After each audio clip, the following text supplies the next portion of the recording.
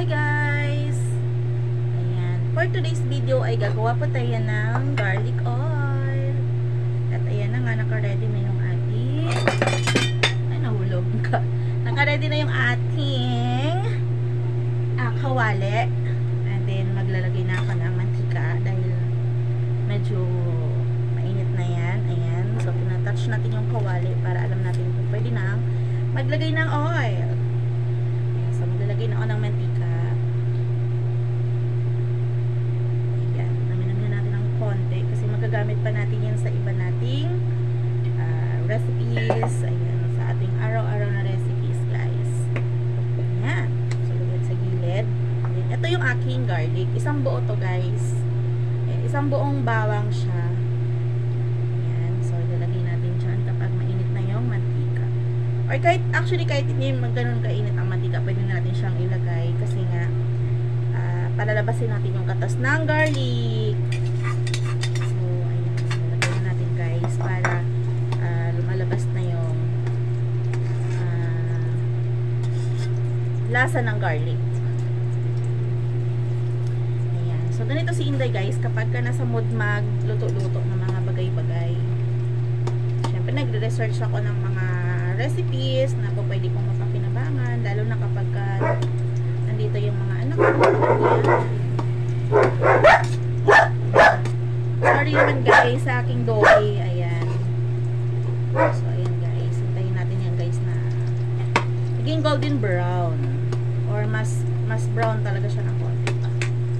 Ayan. Kasi yan ang gagamitin nating aroma sa ating lulutuin. Dahil ang gusto kong lutuin, guys, ay pork chow fan. So, kailangan may pang-aroma tayo na garlic. So, gagamitin natin. Walang texture kasi ng garlic, guys, kapag ka nagluluto ng chow fan. Siyempre, gaya-gaya tayo. Gaya-gaya tayo, paano mapasarap or paano maging presentable ang ating lulutuin. Ano yan eh?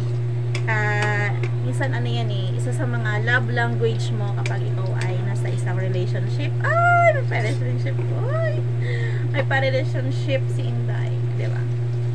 Yun naman, guys, siyempre ang ating mga partner in life, minsan, lalo na kapag nagtatrabaho, pagdating sa bahay, guys, siyempre dapat naiiba yung mood nila, no? Pagdating sa bahay, pagluluto natin, or pagdating niya, dapat may naluto ka na. Ayan, iba kasi yung dating sa kanila noon, nakakawala ng pagod. And feeling loved sila doon. So, isa yun, yung pagluluto, pagbibigay mo ng presentation sa niluluto mo, is isang kind ng love language sa iyong pamilya. Not only sa iyong hubby, sa iyong partner, ganoon din sa iyong mga anak, sa iyong magulang, diba? Lalo na kapag kayo ay mga working, mga working moms, working kids, ganyan, working brothers and sisters, mga ganon. Diba? So, ayan na, guys. Malapit-lapit na tayo. Nagaano na siya. Ayan, guys.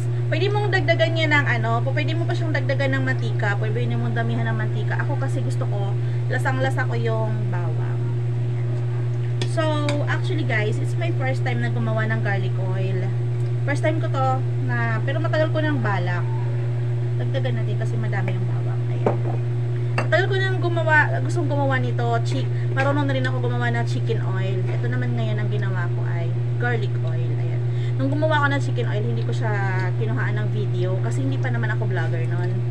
Ngayon naman, ngayon ko kukuhanan yung paggawa ko ng garlic oil. Ayan.